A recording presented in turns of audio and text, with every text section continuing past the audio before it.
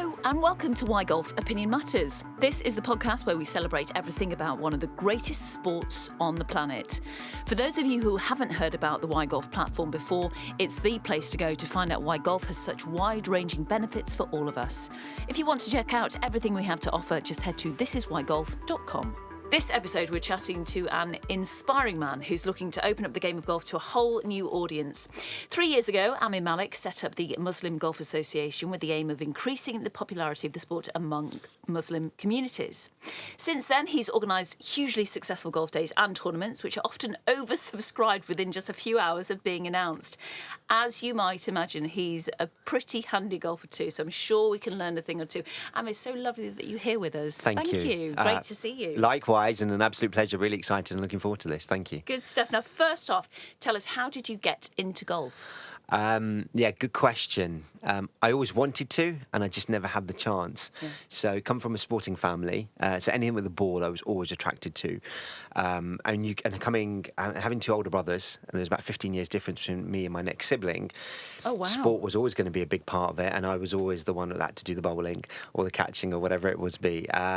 But golf, I always used to see from afar, but there was never anyone in my social circle or my family that played it, and there was no way I was ever going to rock on up to a golf course, but I was just fascinated by it. Anyway, 30 odd years on, my old Sikh boss, actually was a Sikh gentleman, says, do you fancy playing? Because we were talking about it in the office once, and I was like, absolutely. Went out, got some cheap clubs, played a couple of rounds and fell in love with the game. And then I moved to the Middle East. And then when I got back, I said to my friends, we've got to take this up. And I've not looked back since. So did you play when you went out to the Middle East? Not much. No. But the passion was still there? Absolutely, because we had friends who were going abroad and whatnot. And in fact, back then, Saudi Arabia it was, and I was in Mecca, so I was very fortunate. So we used to drive to Jeddah, but they used to have a brownfield, right? Yeah. So their golf course, they've got the Royal Greens now, but I saw that way before. Oh, wow. It was 18 holes of pure desert. Their greens were brown, so they were always sloped, mixed with oil and water, and you used to carry a piece of turf with you. So you'd go to the port cabin, and we would go in our Jeep. That was our buggy, right? The boot would be flung open. We had some clubs in the back, and wherever the ball landed, you'd get a piece of turf, put the ball on it, and hit it. And there were 18 full holes, right? Where you were hitting drivers, 3-woods, irons, and when you were putting, it was brilliant, because not only do you see the line, the ball would leave a trail, so you could actually see the line. So it was brilliant. Amazing. So you never needed to stand behind anyone. Putt is behind somebody. They could take advantage So of that line. you could be anywhere, and you could just, I know exactly what you did. So and then you can just move it to the right or left. So, and then I think a friend of mine, we also tried to build our own simulator as well, because we were a little bit bored, as you do. Okay. How did that go? Yeah, interesting. Right. Interesting. We learnt a lot. Wow, how do you go about building your own simulator? Yeah, really good question. So we bought an impact screen from America. We got that ordered in. And you've got to remember, back then Saudi Arabia didn't have postcodes, so getting things delivered from abroad was interesting. I then bought an OptiShot, because it was probably the cheapest. There's no way I was going to spend thousands of pounds on a simulator. So we bought this little small device, which was working on infrareds. We got that. We then built an MDF AstroTurf, put the OptiShot in, and before you know it, hitting into screens. And we could build it indoors because the ceilings were so high. That's really clever. It was great for a couple of weeks, and then we realised, we're not very good. What, you're not very good at golf or building not very good at golf, Oh. and then you start blaming the tech, right? Totally. But yeah. It's not like being out on the course, No. No. So the novelty soon wore off on that side of things. Yeah. But no, I think that's brilliant, though. Yeah, It shows your passion for the game. Absolutely. And my goodness, putting a simulator together, I can't even begin. That actually gives me a headache and makes me feel really nervous. But well done. Thank you. What was it about golf that clicked with you? I think if you just look at the game itself, I always say to people that, no matter how good or badly you play, you'll probably always hit one out the middle of a club. Yeah. And when you do, if you get a little sensation inside you, then I've said it's the beginning of the end. Then you can just forget about it, because you will find an addiction that will just take you over. But if you hit that ball and you hit it in the middle and it goes high and long or whatever, and you don't get a tingling feeling, then probably golf isn't for you, which is fine. Uh-huh. And I got that feeling, and it was incredible. And then the more I played, the more I just absolutely fell in love with the game. I've played a lot of sport, and there's not a single sport I can think of where you go to sleep thinking about it and you wake up thinking about it.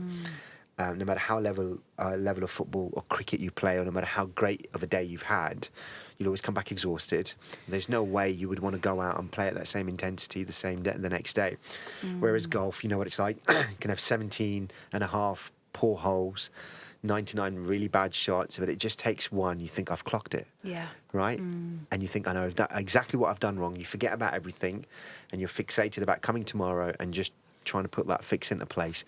And it never works, but it gets you back. And yeah, I mean, that's just the game itself, let alone the surroundings, the places, the people. Yeah. And everything about it. And it's changed my life. It genuinely has changed my life. Amir, that gives me goosebumps.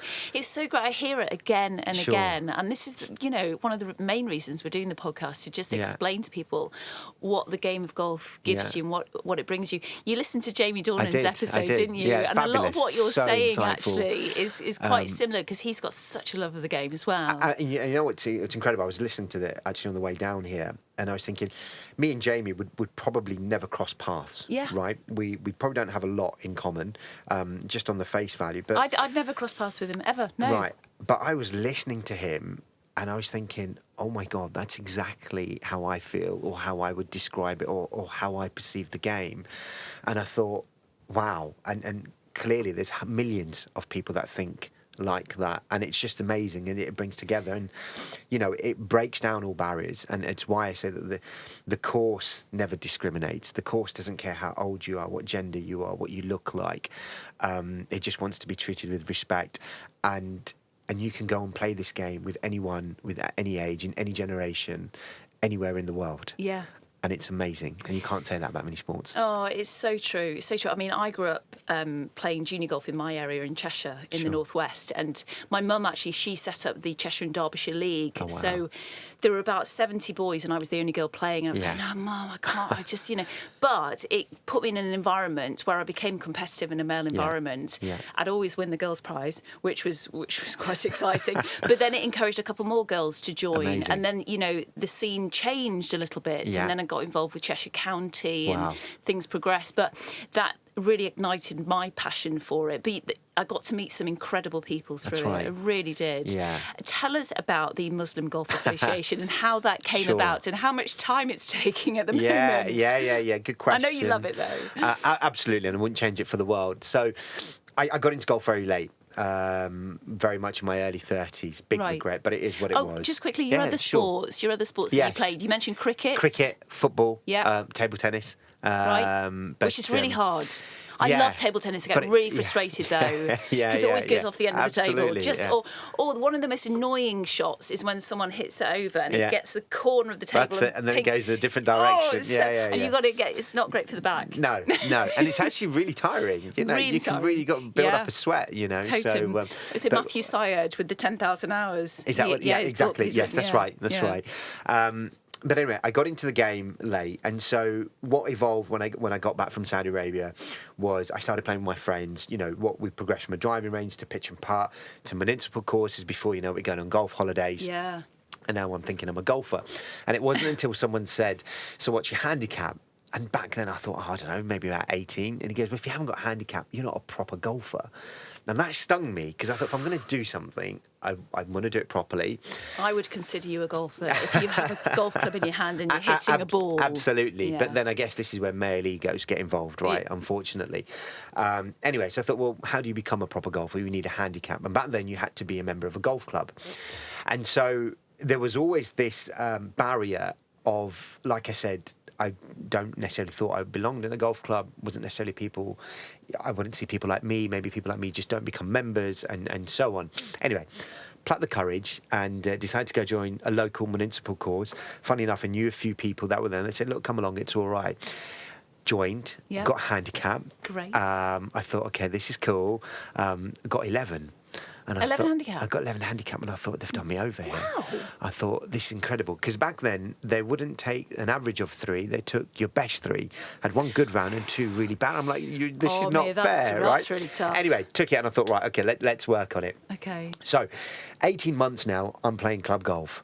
But it took me 18 months to actually find out that my club had teams, and actually golf clubs have team events, and that really got to me, because I just thought, well, and then that was it. I thought, why hasn't no one sort of picked me up? Because again, I played cricket, and you play competitively, and I'd be like, come on, you almost want that tap on the shoulder saying, come on, do you fancy playing? And I would have given up everything. No one ever did. And then I started realising, actually, there's a really ugly side to golf, and that there's a really big drinking culture. There's a really big drinking and social culture. Now, as a Muslim, I don't drink.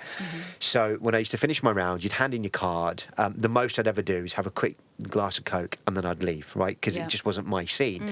And so I realised that actually, if I'm not mixing with people, you don't get to know who's who. You don't get to know the committees. Very rarely did people come up and say they wanted to play with you. You'd almost have to put your name down. And I thought, okay, wow, there's a whole club life here I'm not privy to. That's not cool. Anyway, the other point is that there was a very big gambling culture. So I then got introduced to this concept of swindle, right? So you turn up on a Sunday morning, getting involved in swindle, thought, great, balls in the hat, let's go play. And it was like, yeah, cool, £5 entry, £2 for the twos or whatever it was. And I was like, gents, I don't, that's not my thing. I don't gamble, right? And then you get looked at funny, like, what's wrong with you? Are you tight? And I was like, it's really not a money thing. It's a principle thing. It's my morals. I don't believe in the game. I just want to come out. I just want to beat you, right? I don't need to have money to be motivated by it. I just want to play the game to the best that I can. And you realise that all of a sudden, people don't want to play with you, or you're just like, okay, well, let's not necessarily worry about him. And I thought, that's not right. And then thirdly, as a Muslim, we pray 5 times a day. Now, and because it follows the sun, you've got longer days in the summer, shorter days in the winter.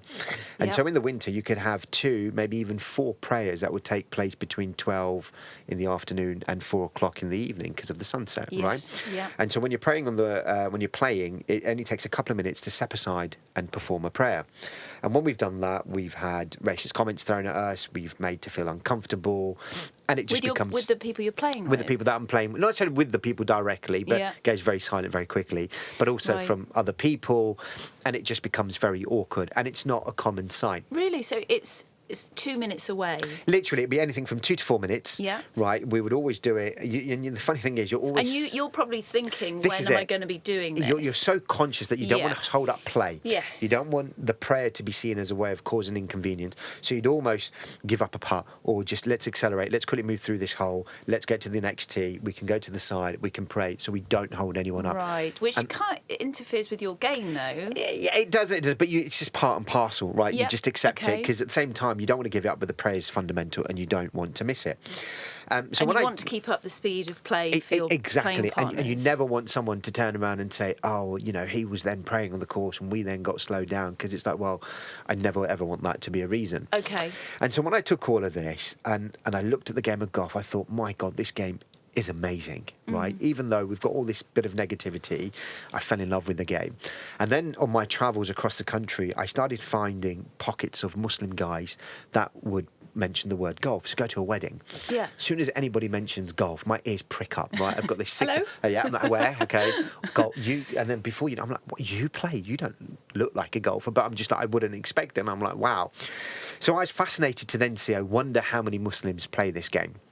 And then I'd seen that there were small societies, they'd been set up, and it's just a group of guys getting together and they play golf in different courses. And I thought, again, I've always followed the mantra that if you're going to do something, do it to the best of your ability, do it with excellence, and just smash it. So I thought, if I'm going to set up an organisation...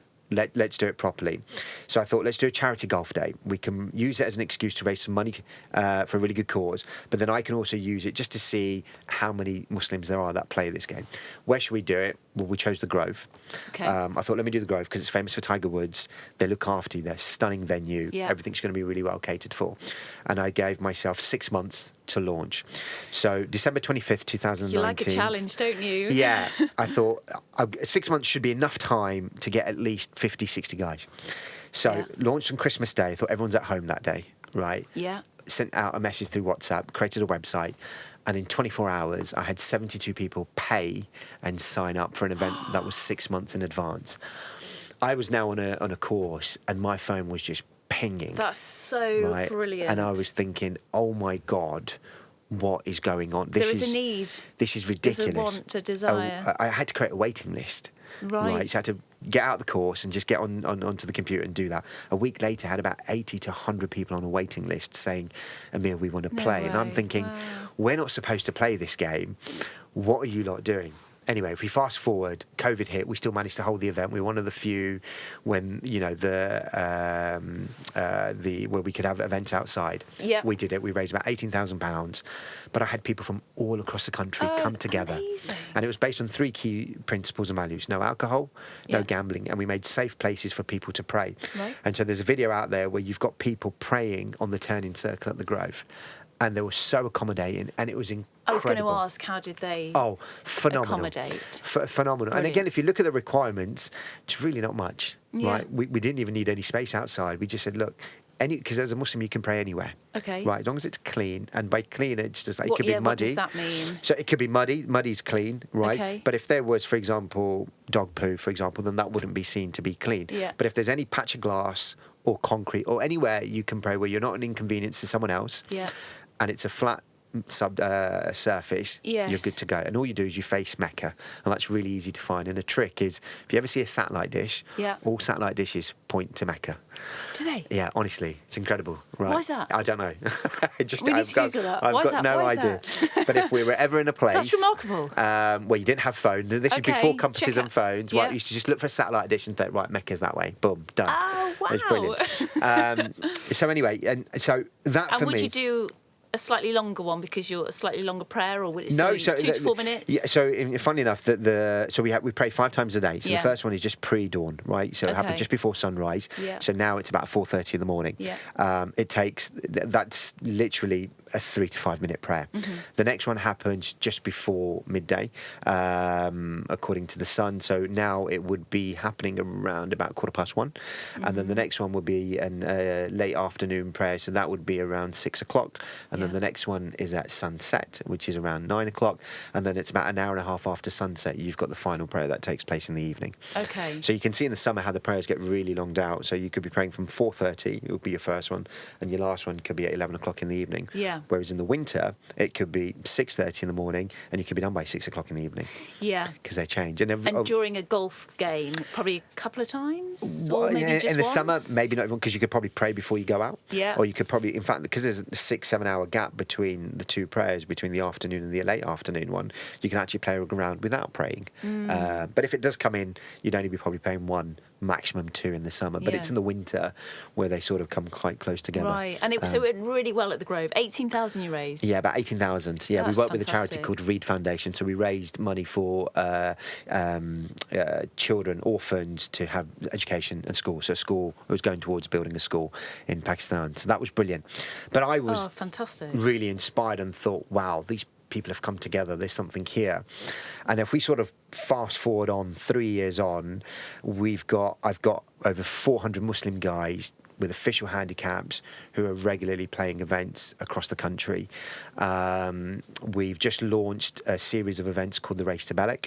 So, and I've got 3 handicaps, because again, I looked at golf and I thought, why is it that it's always the lowest handicapper that's always lauded and celebrated?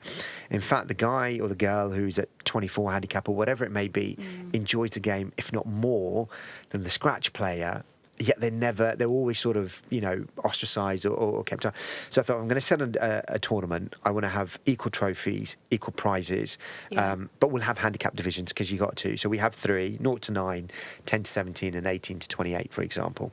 Yeah. And the winner of each division gets the same prize. So they get the same trophy. And last year, we gave an all expenses paid trip to each winner to Turkey for 7 days to go and play golf for 5 days. It sounds brilliant. 5 rounds. So good. So we went to Belek, and then we went in February. We took over 50 guys to Belek. And again, it was just a taster of, again, I'd been on golf holidays, and it ends up becoming really a boozy trip. Yeah. And again, for someone like me, I'm not comfortable in that environment. Did you not feel comfortable even when not drinking, having a Coca-Cola? No, because a lot of the times that I'd been on the few golf trips, it was always centred around the alcohol, which I get completely, and that's cool. But it for feels me, like in our society, a lot of events are, around alcohol, which is quite difficult for people who don't drink. Yeah, and I've seen that in the corporate world as well, because my day job is I'm in recruitment, so I've been to events, you go to client meet, and it's always alcohol. Yeah. Right? And some of them are really long. It's a long day or a long evening if you're not absolutely. drinking. And I get it. People want to, let the hair down, they want to relax and so on and so forth, but it can become a little bit awkward. and you're left to one side, and you're just like, it is what it is. Totally. I totally get it, because my sister doesn't drink, and she'd be happy for me to say, and she's in different worlds, and every function has alcohol involved, at the rugby club, at the golf club as well, corporate world, social parties, birthday parties. So she's always the designated driver, and it is happy until you reach a point where you're ready to go after a while, because all our personalities are different when we've had a drink of alcohol, but you can feel very excluded. Have you met people who have completely accepted the fact that you don't drink? Yeah, listen, everyone is really accommodating, right? It's not that people really put you in the corner and never want to talk to you and stuff. They get it, but at the same time, you become quite conscious as well, because you're just like, I'm the minority here. You don't want to ruin anyone else's time, so you sort of just drift off, or you just think, you know what, this isn't for me, and let them crack on. But again, going on a golf trip, you're excited, you're going with a group of friends, you're in a new country, you're in new cultures, you're an example, new food, and the golf courses are just stunning, right? And so what you've managed to achieve with these trips away is perfect for you. Absolutely, and I just wanted to see, could we do it? And for me, Turkey is probably pound for pound the best golfing destination in the world, and even as a Muslim, because all the food's halal, right?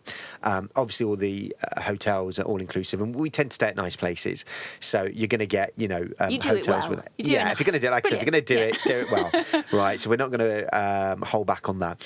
But again, you strengthen numbers. Right, you've got people, like-minded people, and the people who come to Moans are all high-ranking professionals. We've got CEOs, MDs, FDs, all the way down to lorry drivers, taxi drivers. Everyone comes along, right? And it's the golf that brings them together. But like I said, we had 50 guys. We had people from Saudi Arabia, Malaysia, Qatar, Doha, Dubai. Just come and be a part of this, because again, people used to go, but they'd only go away with 4 to 5 people. We took 50. I'm planning to take 150 next year. Is this a full-time job for you? Not yet. Possibly soon. So we've now created almost a movement, and so the first part of the vision was always, okay, can we do something for guys? Because obviously that's I can relate to that.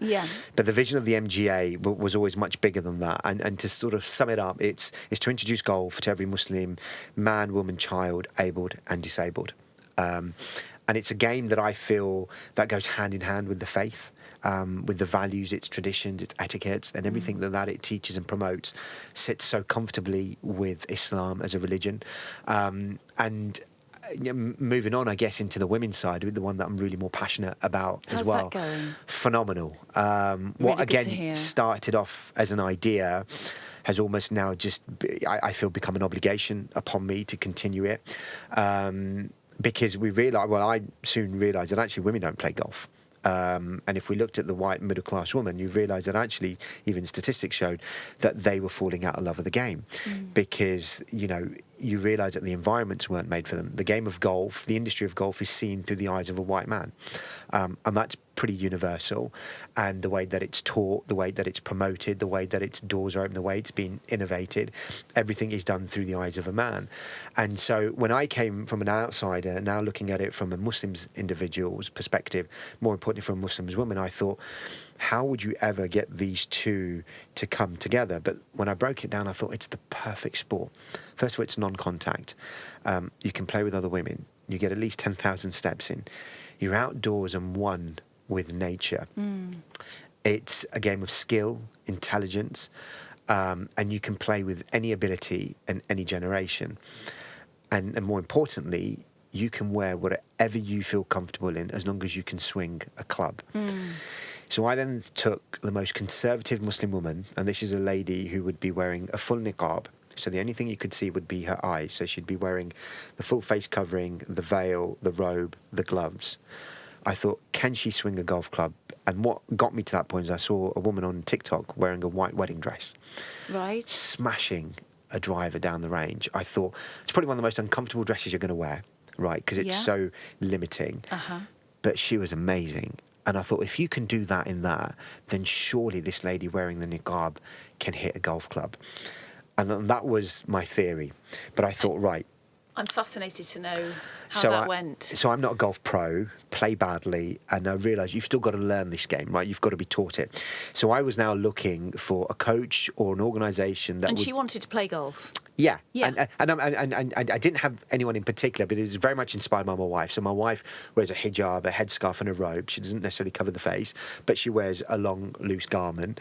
And when we looked at different sports that she could play, we took swimming, for example. So she would only go swimming when it was a ladies-only session. But these things only happen once a week, at really odd times. And if you missed that session, for whatever reason, you've got to wait the following week. So that's not accessible, right? Yeah. And when you take football, rugby, cricket, you've got to wear completely different attire because the game warrants that. Whereas golf, as I said, it's literally you can wear it if you can swing a club. So anyway, I was then introduced to a chap called Alistair Spink. Alistair Spink heads up an organisation called Love.golf. And the philosophy of Love.golf was to challenge... Yeah, it's brilliant. Yeah. You've got to talk to him. The philosophy of Love.golf was to really challenge the status quo of how golf was taught. So your first lesson is actually on the golf course. Your first lesson isn't how to hold a golf club, isn't the grip. It's actually based on the learning theory. And so when I heard about his philosophy, I thought, if we took that methodology to the Muslim community, I wonder if we could create some magic. Right. On top of that, I was also conscious of the fact, and again, I'm basing everything around the most conservative and ultra-orthodox Muslim. So we'd probably need a female coach, right, for her to feel really comfortable. And then I started realising that actually only 7% of female coaches in the PGA are female. And so you can start seeing how it's a really male-dominated world. And I'm thinking, wow. Anyway, I was very fortunate enough to be introduced to about 14 female coaches in the UK. Fabulous, yeah. So Alice and I, we had a really good discussion. We just hit it off. Our stories connected, and I thought, amazing. Let's test it out. So we found a coach in Hannah Crump, who was England Golf Coach of the Year last year. We found a venue in Stonebridge, just outside of Birmingham, and we said, let's do it. Yeah. So I launched through WhatsApp. 12 hours, I had 40 women sign up. Excellent. And I'm like, oh my God, this is Blown crazy. Away. Right? Yeah. And then we did the session. 2 hours later, these women are laughing, they're just buoyant, and they're just telling me words like, oh my God, Amir, this is life-changing. We really didn't think this game was for us. I didn't realise how hard it was, but so much fun. And you've got to realise we're just coming out of COVID, and it almost given people an extra purpose to be outdoors and meet new people and make new friends. And I thought, they've only just wonderful. Played golf for about an hour and a half, 2 hours. I thought maybe we got lucky. So we did it a further 2 times. Okay. Same results. And I thought, this is crazy. You're onto something. And I thought, okay, so I saw Alistair and I Love.golf are backed by Syngenta. And Syngenta very much, so they look after the agriculture side of golf courses. So they provide all the chemicals and stuff. So they have a big research and development arm, and they support Love.golf. And so we all sat down and we said, look, we've got an opportunity, I think, that we could take this far and wide. And we anticipated we could probably introduce 200 to 300 women. The summer just gone, last year, in the space of about 3 to 3.5 months, we had 1,200 Muslim women sign up and say they want to play golf. Oh, that was from London to brilliant. Glasgow. That's so I think we delivered sessions to about 560 women. We did about 30 sessions in 8 cities. Every weekend I was in a different city. We were meeting new women, new people. And the stories were the same. We love it, being outdoors, meeting like-minded women, fresh air, exercise. Not everyone's going to become, or carry it on further, but that wasn't the point. The point was that we were opening a world to people who didn't think it was accessible. And what was fascinating, Di, I guess, was the women that we had coming were high-ranking professional women. These women are breaking glass ceilings in their respected professions. But yet when it came to golf, it was that same sort of concern of, will I be accepted? How will I be perceived? Is this even a place for me? Because golf is almost the holy grail of middle-class Britain, right? It's like we don't belong there. And so we would have to manage everything from the moment they arrived in the car park to the experience to the moment that they leave. Everything was so carefully planned, so nothing would dilute that experience. But then once you got them out on that course, we're turning heads. Because, again, the imagery has now changed, right? Yeah. I finally got the women that would wear full niqab out on a golf course, and people would turn up and look and think, what's going on here? And how was swinging the club? You can ask them. I got videos. They loved it. Yeah. They'd hit it just as far, if not further, than someone who isn't wearing it, which is why my challenge to the industry is, who cares? Yeah. what you look like, what you wear. It's all about feeling comfortable. Totally. And the more and more people I speak to through this podcast and through the work that we do here, we're all trying to change the face of golf in some way by making it accessible Absolutely. to everybody. And we want to see diversity on the golf course, on and off the golf course and around golf clubs. It's brilliant what you're doing. Thank you. And it needs to be done. Yeah. And why do you think golf in particular made those women feel like that? I think there's probably a number of factors. First, they were made to feel safe, welcomed, and comfortable. Yeah. I mean, I'll give an example, and again, this is why there's a lot of work. Great message Yeah, to golf clubs out there, absolutely. to anyone involved in the sport. It's about making people feel welcome and part of something. Without a doubt, you know, I think anyone who plays the game of golf is a custodian, right? Because you're going to die one day. But you've got to be able to leave the game. Really? I didn't know. Oh, God. Oh, no. Well, if you speak to a few people, you might be surprised, actually. They're there for the rest. That's a different podcast. It's a different podcast, that one. But, you know, you want to leave the game in a better place that you found it for the generation that are coming behind you, because this will outlive you, outlast you. And you have an opportunity, even at club level, to make an impact on people. But I think too many people get very fixated on this is mine and my only and don't want to share it with the world. And yet it's probably one of the most beautiful things and sports that I think someone could experience. It can genuinely bring people from all backgrounds together. Yeah. Right, and it doesn't even matter on your ability, because you can all play the same course and you can play the same game. You can't do that with many other sports, right? No, it's amazing. So I think the fact that we worked with clubs that were forward thinking, that were open, that were welcoming and wanted change, wanted and to embrace it, because not every golf club did. It took me 6 months to find a golf course in the east of London where I had 600 women waiting to play golf, and it took 6 months to a club to respond or want to show some sort of interest or not get some sort of politics involved without having to go to committee members or whatever. And it's like, this is ridiculous. And we've not even talked about the financial benefits, the monetary benefits that can be gained by opening up a whole new community that have a high level of disposable income, that not only will come and use your golf course as to play golf, but would probably use your function space, right? Your meeting space, would come and dine there, right? Yeah. It's ridiculous. A really important message to all golf clubs out there. And if you found you've discovered forward-thinking golf clubs, you mentioned Walton Heath as well. Yeah, and that's probably one of my favourite ones, because if you look at Walton Heath, kings, prime ministers, royalty, right, the who's who have been members or participants with it. And Walton Heath is just one of those golf. You can't even see Walton Heath off the when you're driving down the A road, right? You don't even know it's there. It's that sort of almost secluded. So it comes with that aura. It's hosting the AIG Women's Open and stuff, right? And so to then find that we had a female coach who was part of the Love.Golf programme, Jo Taylor there, says, I've spoken to our club, our management, we want to host the MGA Women. Yeah. And I'm like, well, because I was looking for a venue in Surrey. I was like, are you sure? She was absolutely. Hooray. And I was like, wow. And from the first moment of interaction with Jo, with the management, it was a dream. It was like, okay, this is really happening. Whatever you wanted, it was laid on. Yeah. And then the discussion came around food, right? Because you can't have no session without food. Totally. And then we said, well, look, we'd like, ideally, the perfect menu wouldn't just be vegetarian. Of course, you've got to have that, but we'd love to have halal food. And I've seen the menu at Walton Heath, and it's stunning. And they said, absolutely. And in fact, instead of getting external caterers, because I used to get external caterers for other venues, they said, we'd like to do it. Brilliant. And I was like, okay. They said, well, can we just have a quick meeting? Can you explain what halal food was? It was probably a 3-minute meeting, because that's all it took to explain halal food. The head chef said, done. And I said, are you sure? He goes, look, leave it to me. We'll sort the menu out. Yeah. Yeah. And it was probably the most delicious, diverse. Oh, everyone at Walton Heath, well done. Absolutely. And the women were just like incredible. They were like, oh my God. And the members were just so pleased to see people from their community come to a golf club and just be. That's really fantastic. It's a message to other golf clubs, isn't it? What can other golf clubs do to make your community feel included. Yeah, I look, not every golf club. I think a golf club is a reflection of its community. Yeah. Right? It doesn't need to be much more than that. It's got to be the heartbeat of its community. It's got to reflect its community. Yeah. And if you are a golf club, I would ask you to go and look at the data around 10, 15 kilometres of around you and see who is your community, what it's made up of, men, women, children, people who are disabled, whatever it may be. What's the ethnicities? What's the religion around it? And then have a look at the demographics of your membership and say, does that reflect my community?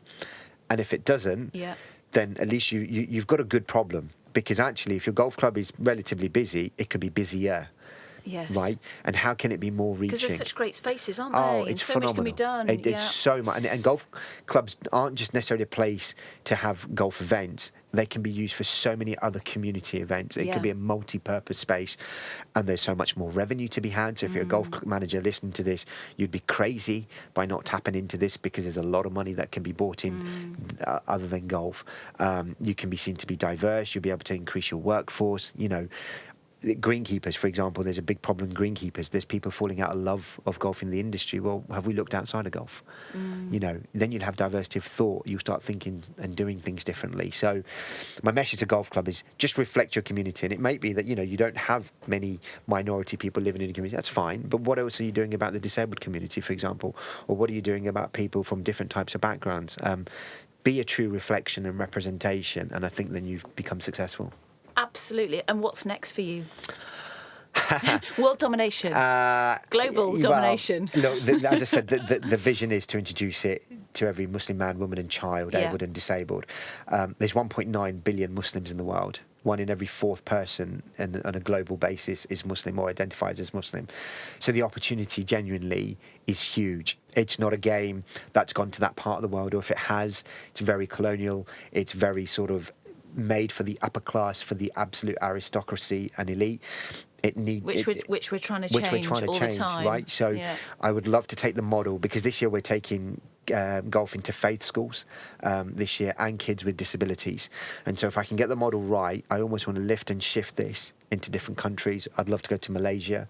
We've got the Far East. We've got America.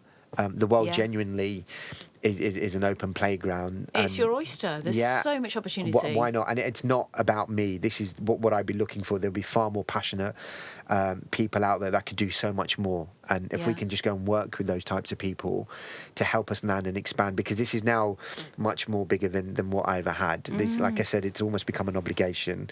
We just want to spread the game far and wide in every shape or form. Right, Amir, now it's time for our quickfire quiz. Sure. It's called Clubhouse Curveballs. And 5 quickfire questions. The first one is, which golf course is top of your bucket list to play? Oh, that's a really hard question. Probably quite a few. Yeah, I think probably Pebble Beach, just because I've played it so many times on a simulator. Oh, I think I can the one score you built, well. or? No, the one I'm going to build, hopefully. But I think, choice. Pebble, and of course Augusta. Yes, I think if I could only ever play one golf course, then that would probably be the one. I think those two. That's loads of my friends have played in the media day on the Monday after, so I'm like, have a good time. Yeah, have a good have a good round. Not jealous at all. Absolutely, I think Augusta would be amazing. Okay, Augusta and Pebble Beach. What's the favourite club in the bag for you? It's probably, so it depends on what time of year, but at the moment it's probably my 3-wood.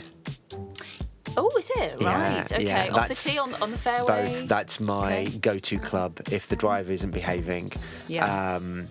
And if I was, that is my go-to club. It gets me out of a lot of trouble. Good choice. Which hazard do you hit your ball into most, bunkers or the water?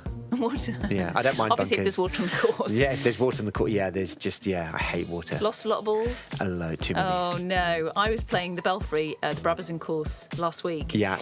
And I think I went in every bunker. Yeah. It felt like it anyway. It was exhausting.